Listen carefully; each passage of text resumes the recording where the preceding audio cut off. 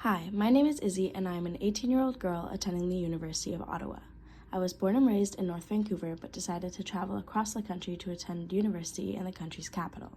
I'm super close to my family, which includes my mother, father, older brother, dog, and grandparents. I am studying communications to better understand people and how we interact with one another, including interpersonal communication and expression found in media. In this research project, I drew a self-portrait to represent not only my physical appearance, but also a part of my personality. The portrait is of myself on the ski mountain in my ski gear to represent my love of winter, snowboarding, and nature.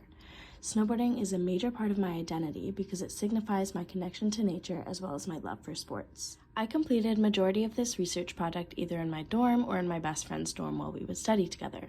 I would go to the Rideau Center or into downtown to observe things that were prompted in the field reports, but when it came to writing my thoughts and reflecting, I needed my room to focus. I used streaming services, conversations with friends, experiences in classes, and more to expand my learning beyond the information taught in lectures. I applied the concepts we were learning to my everyday life and gathered data from there.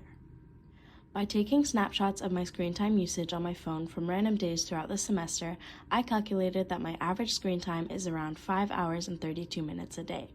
That is definitely too much, and I plan to lower this average throughout the summer and moving into the future.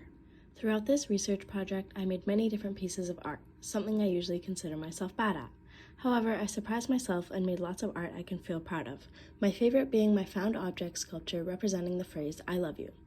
I use stereotypes of love to comment on my frustration with performative actions and warped perspectives of love in the generation of social media.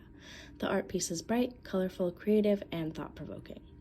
Another style of art I made was word clouds. I created 2 different word clouds, one using all the words from my poems and one using all the feelings listed in my coding chart.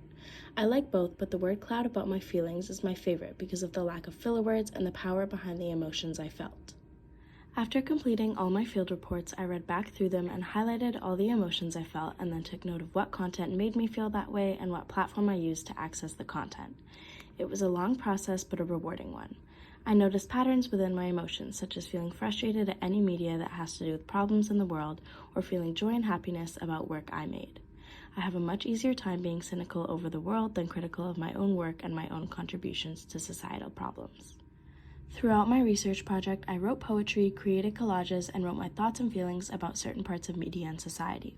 In all of the media I created, I remained very critical of the world around me and the forces that control all the power within it.